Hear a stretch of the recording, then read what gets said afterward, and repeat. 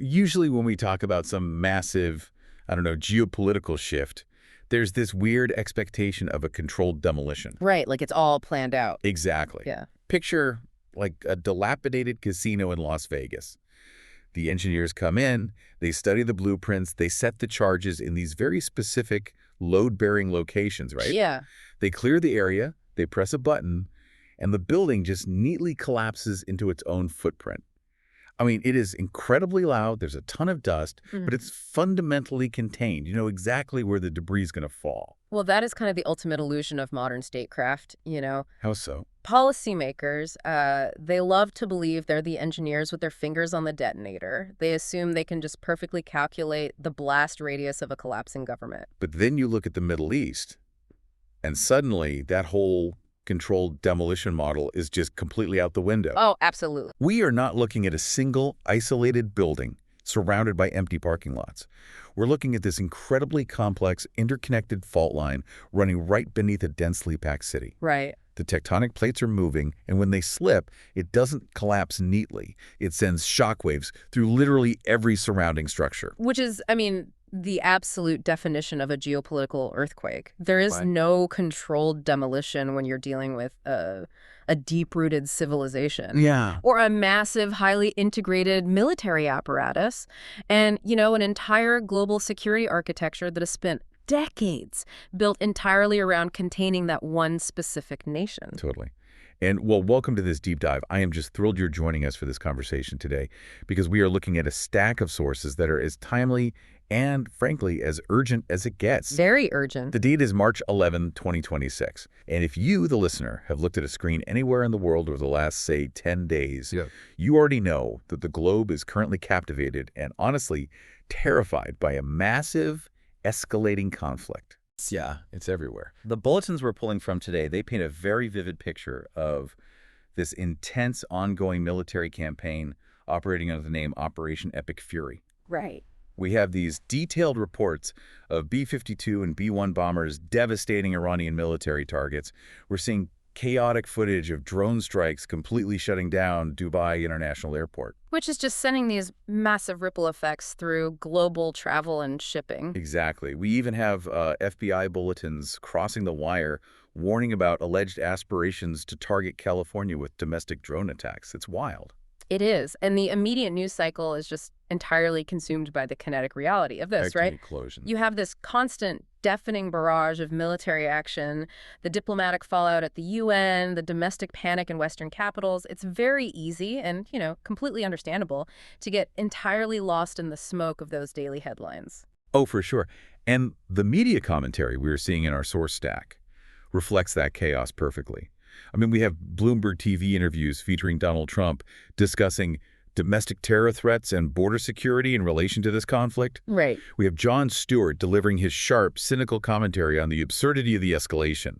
We've got Pete Hegseth on 60 Minutes talking about military readiness. And then the print journalism is just as intense. Yeah, if you dive into places like the Free Press, they are publishing fierce debates, calling out what they see as regime apologists, sitting right alongside severe warnings from other outlets about potential U.S. atrocities and human rights violations. It's a highly charged environment. Incredibly polarized. Everyone is just screaming their perspective. So before we go a single step further, let's just clear the air for you, our listener. Yes, very important. We are stepping entirely outside of that political screaming match today.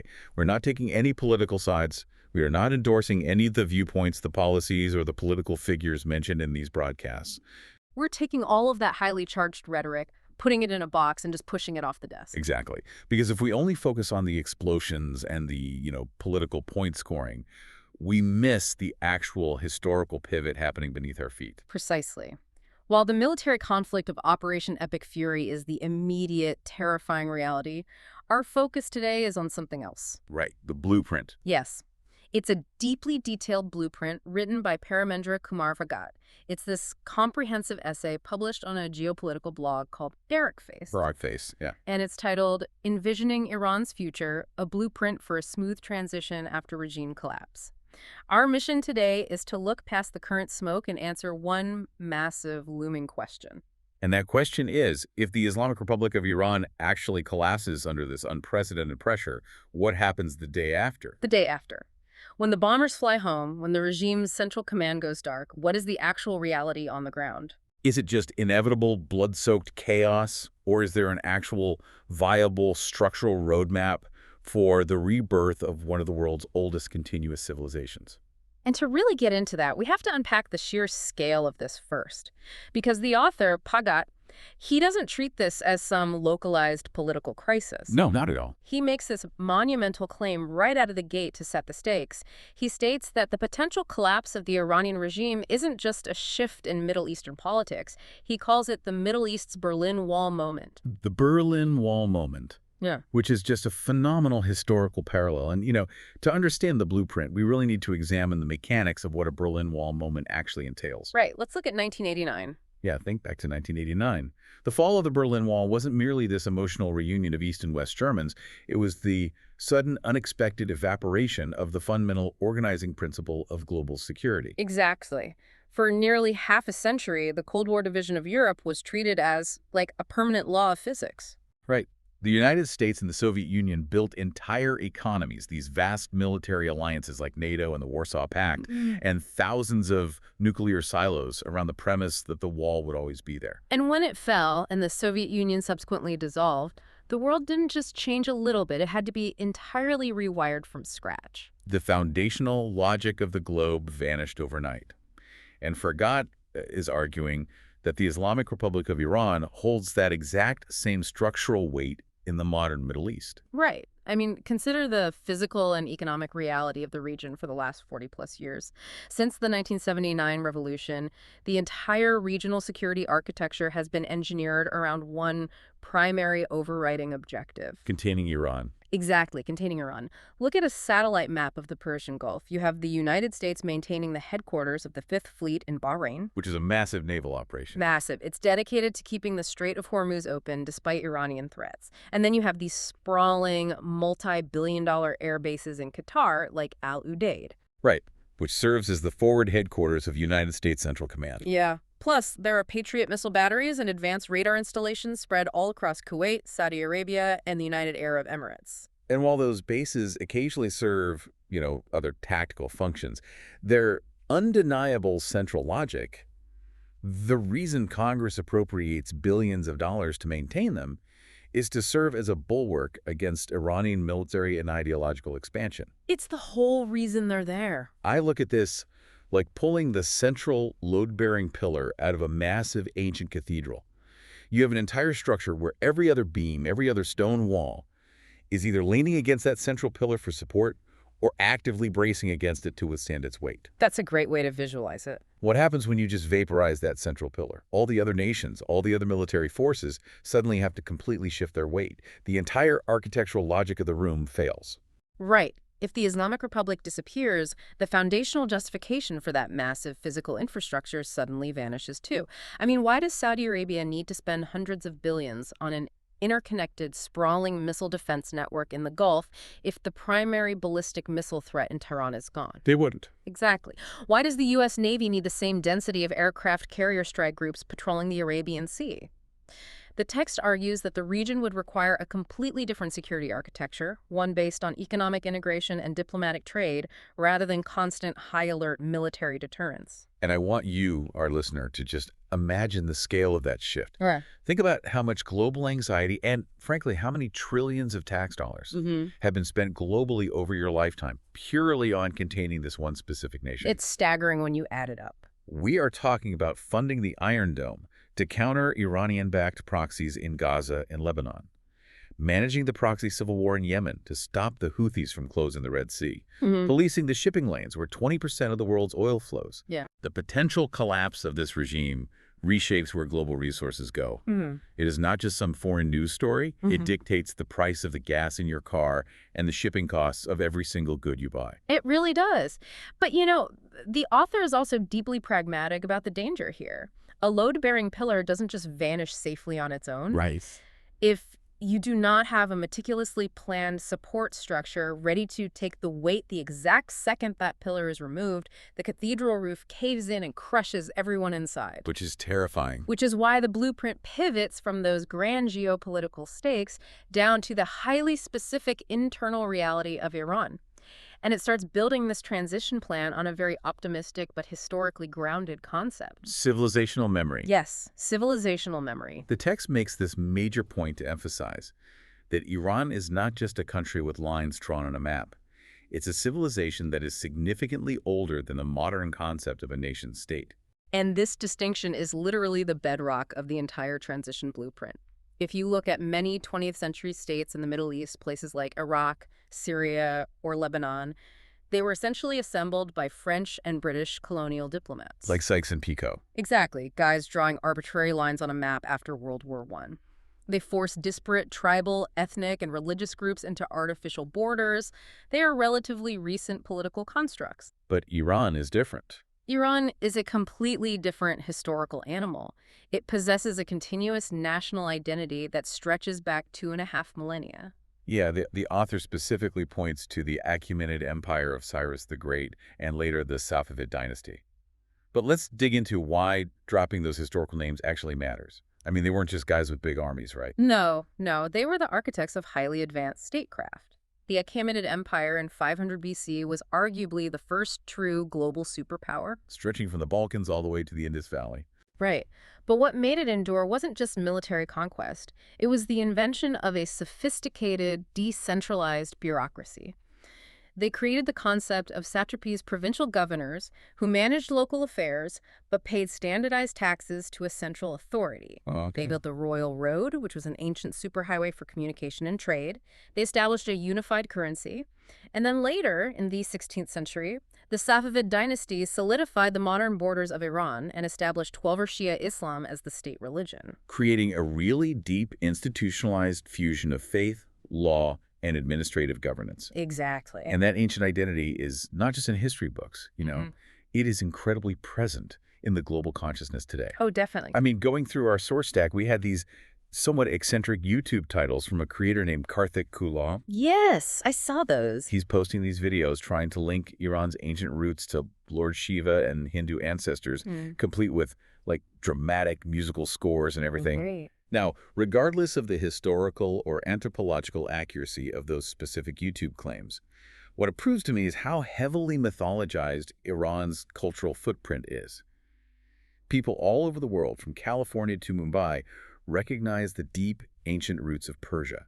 It holds this mystical, weighty place in the human story. It speaks directly to the psychological weight of the culture, and the blueprint explains the pragmatic mechanism of why this actually matters during a violent political collapse. Okay, how so? Well, countries with deep civilizational continuity possess a stronger inherent resilience during upheaval. When a regime falls in a relatively new, artificially constructed state, the state itself often splinters. Because the people just retreat to their primal identity. Exactly. They go back to their tribe, their sect, their warlord, because the idea of the nation never really existed in their hearts. Yeah. But in a place like Iran, the argument is that while the Islamic Republic might fall, the underlying nation of Iran survives in the minds of its people. The shared identity of being Iranian acts as a societal glue. Yes. It is the strongest argument against the country completely disintegrating into warring factions, like we saw in, say, post-Gaddafi Libya. Okay, I hear that, and I do appreciate the historical optimism. The poetry of a 2,500-year-old civilization enduring the storm is beautiful. But, and I have to push back here on the practical reality of human nature. It is one thing to have a great shared history from the days of Cyrus the Great. Sure. But does ancient history actually stop a modern society from fracturing when the power gets cut off? I mean, when the ATMs go blank, the police abandon their posts, the grocery store shelves are empty, and armed gangs are roaming the streets. Does a shared memory of a unified currency in 500 BC stop a father from panicking, hoarding resources, or joining a local militia just to protect his kids? No, of course not. A shared history does not put food on the table, and the author fundamentally agrees with your skepticism there. Correct. Civilizational memory is the bedrock foundation, but you cannot live in a foundation. If it rains, you still get wet. You need to build a house on top of it. Right. You need deliberate, heavily funded institutional design to actually avoid the chaos you're describing. And that leads directly to the next major asset the blueprint identifies to build that house. And this one is very practical. Highly practical, incredibly modern, and heavily armed with capital. Yeah. We're talking about the Iranian diaspora. Yes. This was one of the most compelling parts of the entire text for me. The author introduces this massive, often overlooked hidden asset, a diaspora estimated at roughly 4 to 6 million people living outside of Iran. It's a huge number. We're talking about huge established communities in the United States, Canada, the UK, Germany, France, the UAE, Australia. And what's vital to understand here isn't just the sheer number of people, but the socioeconomic composition of this diaspora. The text points out that they are statistically one of the most educated, professionally accomplished, and economically successful expatriate communities on the planet. Yeah, we aren't just talking about wealthy exiles waiting in Parisian cafes. We're talking about world-class civil engineers, leading specialized physicians, top-tier academics, and venture capitalists. The blueprint specifically highlights Silicon Valley, right? Exactly. Iranian Americans have founded, led, or hold senior executive positions at major companies driving the current revolutions in artificial intelligence, biotechnology, and global e-commerce. It is an unparalleled brain trust. You have people who know how to scale multi-billion-dollar infrastructure projects living just a flight away. Right. But it goes beyond just individual brain power or raw wealth. It is about their collective organizational capacity. The author draws some very specific, powerful historical parallels to show how this actually works in practice. Like what? Well, look at the Jewish diaspora networks in the early to mid-20th century. Their capital, technical expertise, and international political lobbying were the absolute engines that accelerated the early development of the State of Israel. Okay, yeah. Or look at the overseas Chinese investors. When Deng Xiaoping initiated the massive economic opening of China in 1978, it was the capital and business acumen of the Chinese diaspora in Hong Kong, Taiwan, and Southeast Asia that built the special economic zones like Shenzhen. That makes total sense. And more recently, the Indian diaspora in the West has been a massive driver of India's tech boom, funneling investments, establishing offshore development centers, and bringing management expertise back to Bangalore and Hyderabad. The blueprint argues that the Iranian diaspora possesses that exact same capacity. They have the capital to stabilize the currency and the technical expertise to rebuild the telecom and energy grids. Exactly, without relying solely on predatory foreign loans. Okay, but let's bring this down to the human level on the streets of Tehran, because this raises a massive practical and psychological dilemma for me. Go ahead. Imagine you are an Iranian citizen. You have suffered under an authoritarian, repressive regime for decades. You've endured the crippling economic sanctions, the hyperinflation, the constant fear of the morality police, the actual physical beatings in the streets during protests. You stayed. You bled. Right. And then suddenly the regime collapses. And a week later, a billionaire tech executive from Silicon Valley who hasn't lived in Iran since he was a toddler flies into Tehran in a chartered Gulfstream jet, steps onto the tarmac, and starts issuing orders on how to run your newly freed country. It's a rough visual. Isn't there going to be massive, immediate, and violent resentment? The text explicitly states that the diaspora's involvement cannot feel like an external imposition. But how is that actually avoided in reality? That is the single biggest friction point of the economic transition, honestly. And your scenario is exactly what failure looks like. Yeah. If the diaspora arrives acting like colonial administrators or saviors bestowing their wisdom on the impoverished locals, the domestic population will reject them entirely, potentially violently. So what's the fix? The blueprint addresses this by outlining a specific mechanism of integration. The diaspora cannot come in and just buy up the country. They must operate through joint ventures. Joint ventures, okay. The capital and the technical expertise from the outside must be legally and structurally partnered with the local bazaar merchants, the domestic engineers who kept the water running during sanctions, and the student leaders who organized the protests. Oh, I see. The ultimate political and moral legitimacy must remain firmly in the hands of the people who stayed and suffered. The diaspora can build the server farms, but they cannot dictate the political constitution. Which forces us to ask the most dangerous question in any revolution. If the diaspora isn't in charge and the old regime is gone, who is actually sitting in the capital writing the laws the day after the collapse? Nature abhors a vacuum, and political vacuums are usually filled by the guy with the most guns. This is where the blueprint addresses the immediate crisis of leadership. The source frequently brings up one specific name that permeates almost every discussion of a post-Islamic republic transition. Reza Pahlavi. Yes. Reza Pahlavi, the son of Iran's last monarch, the Shah, who was overthrown in 1979. Now, the mention of Pahlavi immediately triggers alarms for a lot of people who remember the 1979 revolution, because the Shah's regime had its own very dark history of secret police and political repression. It did. And the author handles this with necessary nuance. It is critical to clarify what the blueprint is actually proposing here. It does not call for a restoration of the peacock throne. Right. It is not advocating for a return to an absolute or even a constitutional monarchy. Instead, it positions Pahlavi as a potential transitional national figure. Transitional, meaning temporary. Yes. Over the last several decades in exile, Pahlavi has consistently advocated for secular democratic reforms, human rights, and the rule of law. The text argues that because he represents a direct link to that ancient civilizational past we discussed earlier, while simultaneously championing a modern democratic framework, he's uniquely positioned to serve as a stabilizing bridge during the most chaotic window of the transition. The analogies the author uses to explain this role are really striking. He compares this potential function to Nelson Mandela in South Africa and Václav Havel in post-communist Czechoslovakia. And we really need to look at how Mandela and Havel actually operated to understand this mechanism. During the most fragile, explosive moments of rebirth in their respective countries, they didn't function as micromanaging executives. They weren't like sitting in an office writing municipal tax codes. Exactly. They functioned as profound symbols of national unity. They provided a moral center of gravity. In South Africa, when militant factions on the extremes wanted to tear the country apart in a racial civil war, Mandela's mere presence, his incredible discipline to preach reconciliation over vengeance, held the center together. He absorbed the factional anger. Yes, and Havel did the exact same thing in Prague, acting as a philosophical umbrella. They held the space open just long enough for the actual boring, bureaucratic, democratic institutions, the courts, the parliament, the election commissions to take root and start functioning on their own. So, think about what this asks of us today as observers of politics. It forces you to consider what makes a true unifying leader in an era of extreme polarization. Right. It's not the person who steps into the vacuum looking to hoard power, punish their enemies, and dictate every policy.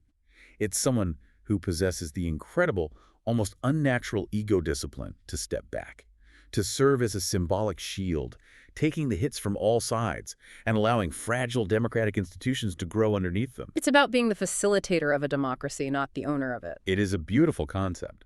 But as we noted earlier, even the greatest symbolic leader in human history cannot govern if the actual machinery of the state is rigged with explosives. That's the real problem. Right. I mean, Mandela didn't have to dismantle the entire South African military. He integrated it.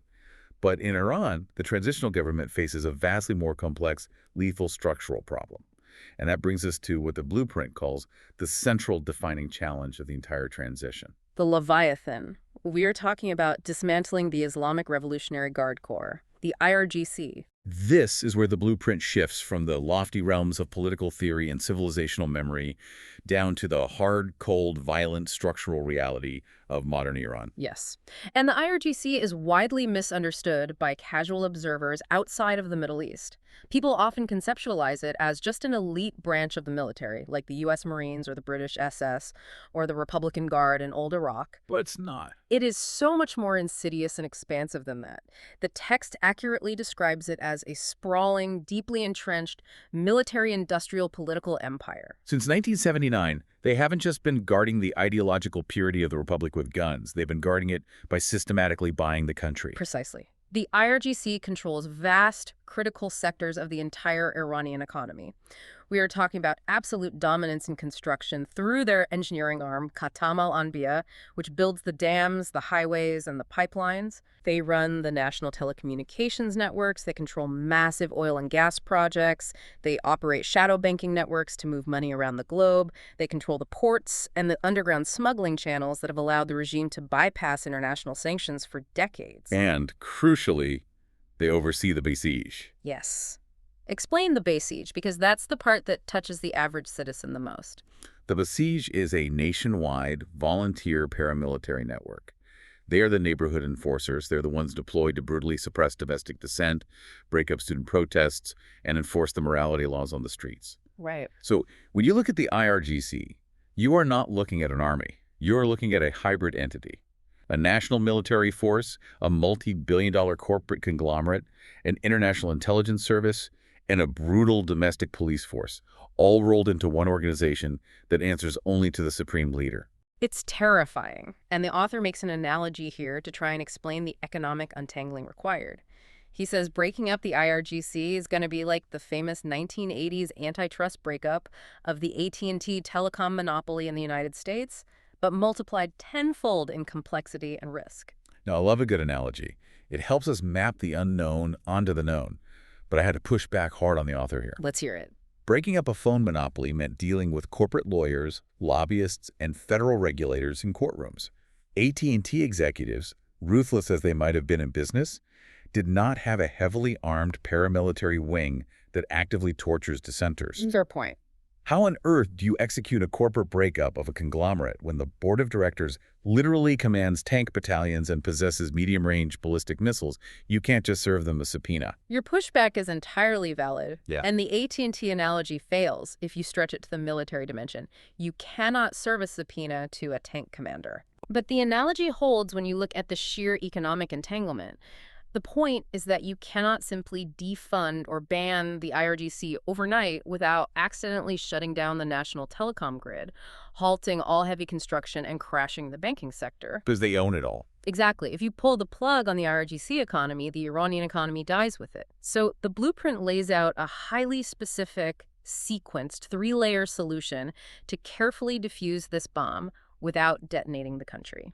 Walk me through exactly how you diffuse an armed multi-billion-dollar monopoly. What is step one? Step one is accountability, but it must be targeted. The senior figures, the generals, the intelligence directors responsible for major human rights abuses, the architects of the massive corruption schemes must face prosecution, whether under newly formed domestic tribunals or international law. You have to cut off the head of the snake. Right. The text is clear. Visible justice is an absolute prerequisite for the new transitional government's moral legitimacy. You cannot ask the public to trust a new democracy if the architects of their previous torture are still living in luxury villas in northern Tehran. But you also can't put 2 million people in jail, which leads to the structural problem in step two. Yes. This is where the AT&T part actually happens. Step two is institutional separation. Okay, how does that work? The transitional government, likely backed by the regular Iranian military, the Artesh, which is distinct from the IRGC and generally more respected by the public, must legally and physically strip the vast economic enterprises from military control. So taking the companies away from the generals. Exactly. The blueprint suggests transferring these massive corporate assets, the telecom companies, the construction firms, the petrochemical plants to civilian ministries, selling them to private companies, or placing them into a transparent, internationally audited sovereign wealth fund. The mechanism here relies on freezing their international bank accounts and cutting off their smuggling routes, bankrupting the leadership so they can no longer pay the foot soldiers. You decisively sever the link between military power and economic dominance. And then step three, which honestly might be the hardest psychological pill for a post-revolution society to swallow, professional reintegration. Yes. The blueprint argues that the lower-level officers, the IT technicians running the servers, the civil engineers building the bridges, the rank-and-file staff of the IRGC who joined simply because it was the only way to get a good job or feed their families, they need to be rapidly integrated into civilian life. Which means they keep their jobs, basically. Or they get new ones. They can be absorbed into a reformed, unified national military, moved into civilian government agencies, or transitioned into the private sector. The logic here is brutal, but entirely pragmatic. If you purge everyone even tangentially associated with the IRGC, you completely cripple the state's ability to function. Exactly. And the author doesn't just theorize about this. He backs up this warning by pointing directly to the greatest, most catastrophic cautionary tales of recent Middle Eastern history. He explicitly points to the regime transitions in Iraq and Libya. This is perhaps the most vital, blood-soaked warning in the entire essay. To understand what happens if you fail step three, we have to look at the U.S. invasion of Iraq in 2003 and the implementation of a policy known as de-Baathification. Right. The Coalition Provisional Authority, led by Paul Bremer, issued Order No. 1, which banned Saddam Hussein's Ba'ath Party from the new government. Which, on the surface, sounds like common sense. I mean, you just overthrew a dictator. You don't want his cronies running the new government. Exactly. The intention was to remove hardcore loyalists. But the execution was catastrophic. The order was applied so broadly that they essentially fired over 50,000 people. They fired every experienced bureaucrat, every university professor, every hospital administrator, and every water sanitation engineer who had joined the Ba'ath Party simply because party membership was a mandatory prerequisite for holding a government job under Saddam. They didn't just remove the political leadership. They dismantled the entire administrative apparatus of the state. And we all know the result. It wasn't a clean slate for a flourishing democracy. It was the total, immediate collapse of the ministries. The water treatment plants stopped running, the healthcare system failed, the electricity grid went down. It created a massive, desperate vacuum of basic services. And worse, they fired the entire Iraqi army, sending hundreds of thousands of men home with their weapons and no way to feed their families. That vacuum was almost immediately filled by chaos, heavily armed insurgency, and horrific sectarian violence that birthed groups like al-Qaeda in Iraq. God. The blueprint states unequivocally, Iran must avoid repeating the catastrophic arrogance of de-Baathification. And the author makes a critical distinction here that I think is the key to the whole transition. He separates regime enforcers from state managers. Right. The enforcers, the secret police, the torturers, the corrupt generals, they face justice. But the state managers, the boring technocrats keeping the lights on and the water flowing, must remain in their posts. Yes, exactly. But psychologically, I have to ask you, how do you actually execute that? Imagine a population that has just spent months, maybe years, violently overthrowing a hated, murderous regime. They are grieving their dead. It's an open wound. How do you convince them to let the old bureaucrats keep their jobs? You're asking a traumatized public to look at the guy who ran the municipal water supply under the dictator, a guy who never once spoke out against the regime, and say, sure, keep your desk.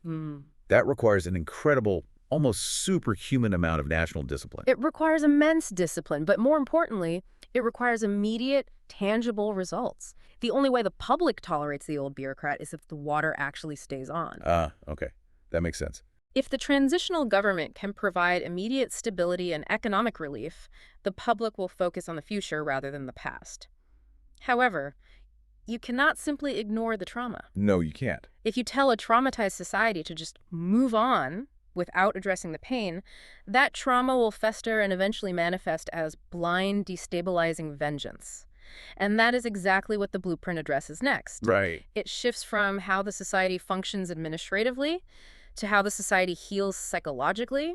The text introduces a profound, proven structural solution for achieving justice without trapping the country in endless, bloody cycles of revenge. A Truth and Reconciliation Commission. Yes, which immediately brings to mind South Africa. Because it is the gold standard. Again. And the blueprint explicitly models its proposal after the work of Archbishop Desmond Tutu in post-apartheid South Africa. We need to explain how this mechanism actually works, because it is radically different from a traditional war crimes tribunal, like the Nuremberg trials after World War II.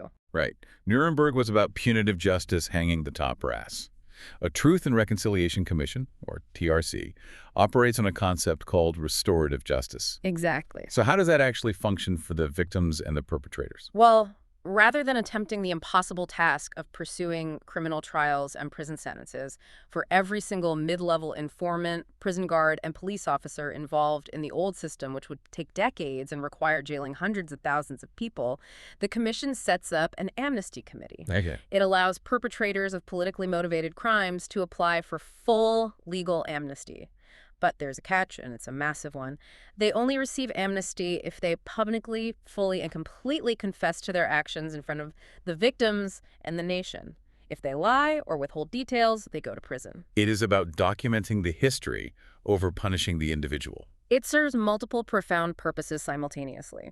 First, it completely documents the historical crimes on the public record so they can never be denied by future revisionists. Which is huge. Second, it publicly acknowledges and validates the victim's suffering.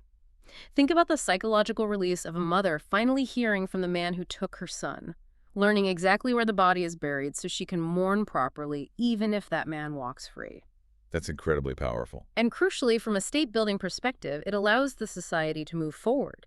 You don't have to build prisons for 1 million people, and you don't drive the former regime loyalists underground to start an insurgency because they have a path to rejoin society. As the text puts it, the ultimate goal is national healing and moving forward, not permanent division and looking backward. Exactly. But healing isn't just about reconciling the past. It is about organizing the physical and political future of the country. And one of the complexities that text highlights, which often gets ignored in Western media, is Iran's incredibly diverse ethnic map. It's very complex. Iran is not a monolith. You have Persians, who speak Farsi and form the largest ethnic group, roughly half the population. But you also have millions of Azeris in the northwest, Kurds in the west, Arabs in the oil-rich southwest region of Khuzestan, and Baluchis in the southeast. Plus the Turkmen and the Lur. Right. Under the highly centralized authoritarian rule of both the Shah and the Islamic Republic, many of these minority regions have faced severe economic marginalization, cultural suppression, and political exclusion. Which is a classic recipe for catastrophic separatist movements the second a central authority collapses.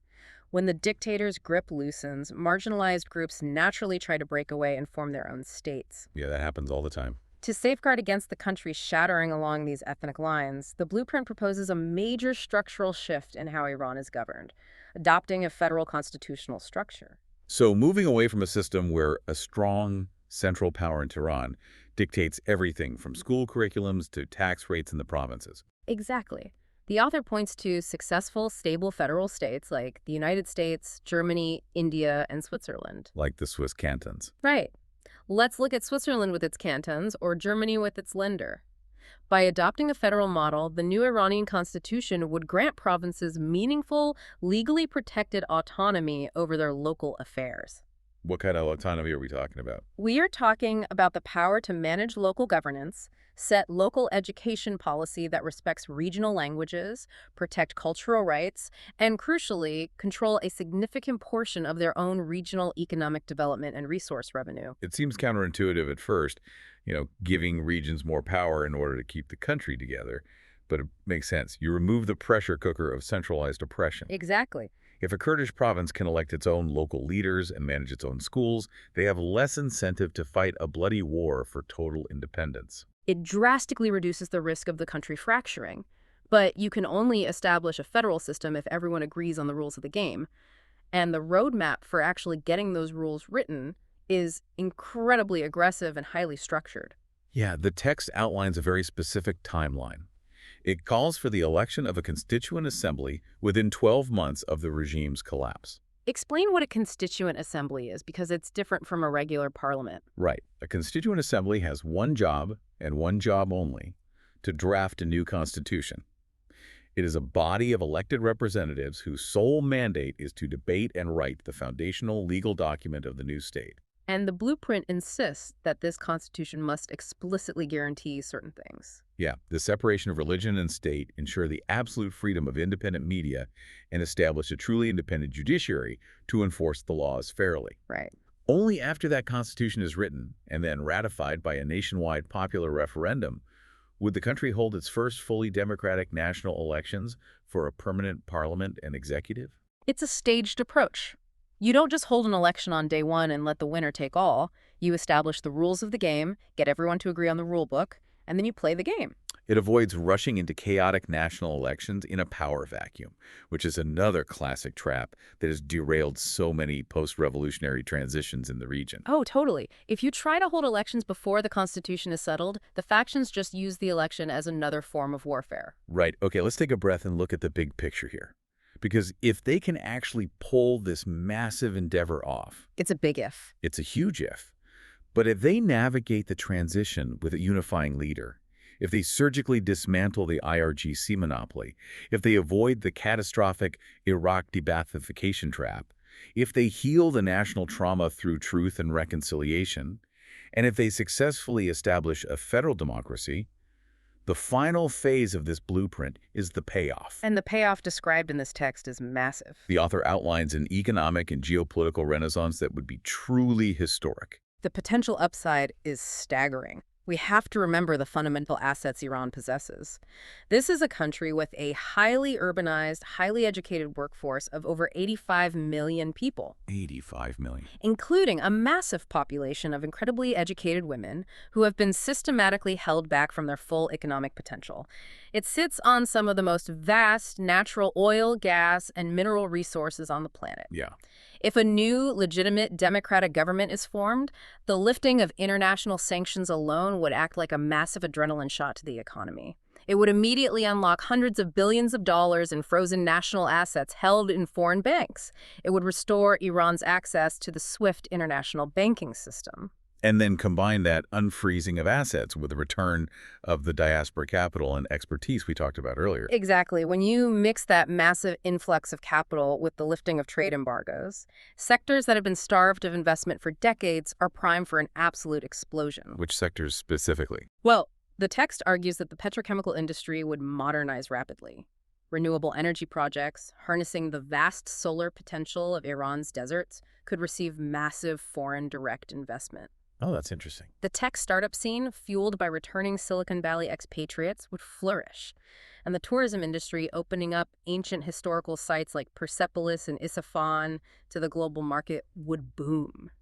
The text argues, quite convincingly, that a free Iran could realistically become a dominant regional economic powerhouse within a single decade.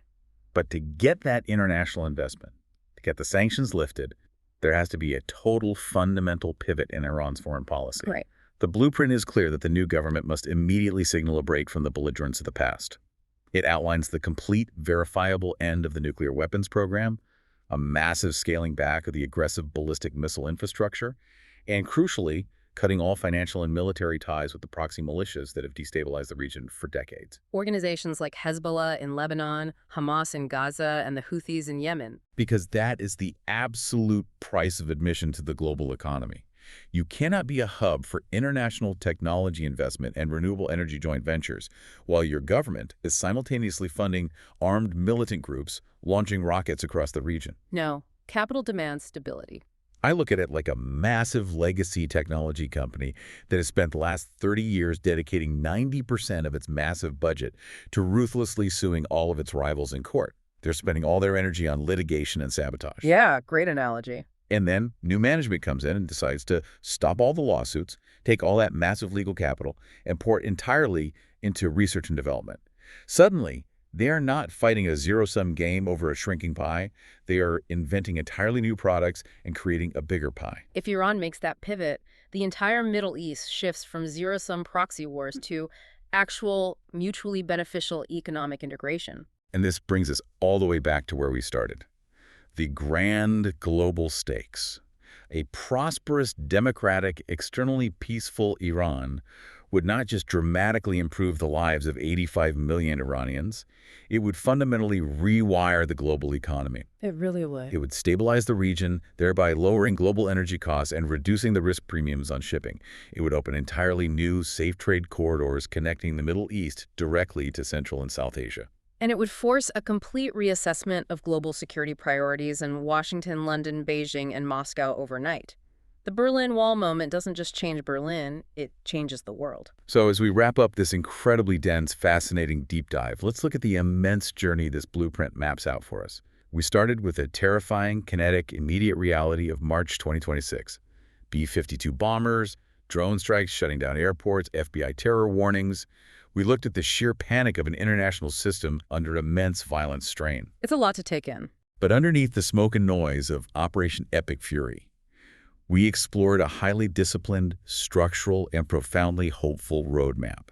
A plan that refuses to accept that chaos is inevitable. Right. A blueprint that relies on the deep, enduring roots of a 2,500-year-old civilization, the untapped brilliance and capital of a massive global diaspora, and the careful, surgical dismantling of a ruthless military-industrial empire.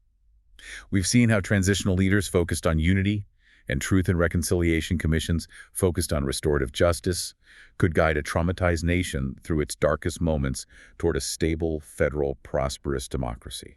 And analyzing all of this leaves us with one final, deeply provocative thought rooted in the text assumption that history's wheel would turn again. We've spent this time looking at how a transition affects Iran itself and how it calms the security anxieties of the West. But let's look at Iran's neighbors. If Iran actually executes this blueprint, if it successfully transforms from an isolated, heavily sanctioned ideological regime into a booming, secular, democratic, free market economic powerhouse, How does that fundamentally rewrite the identity and the survival strategies of the entire Middle East? Ooh, wow. Think about the other entrenched authoritarian nations in the region. If they are suddenly living right next door to a massive, wildly successful, culturally vibrant, free market democracy with 85 million economically empowered voting citizens, does the sheer overwhelming success of a free Iran force every other regime in the region to radically reform their own closed societies, simply to survive the economic and cultural competition? It's a profound, earth-shaking question. If that load-bearing pillar doesn't just collapse into dust, but is systematically replaced by a soaring, modern, illuminated skyscraper, Yeah. the entire skyline of the world changes. Exactly. Everyone else has to build higher, just to compete. We want to thank you so much for joining us on this complex, intense, and hopefully illuminating journey today. Keep asking the hard questions. Look past the immediate noise of the daily headlines, the partisan shouting matches, and the flashes of the bombers, to see those deeper, massive historical currents moving beneath our feet, because the wheel of history is always turning, and it is up to us to understand where it might be going next. We will see you on the next deep dive.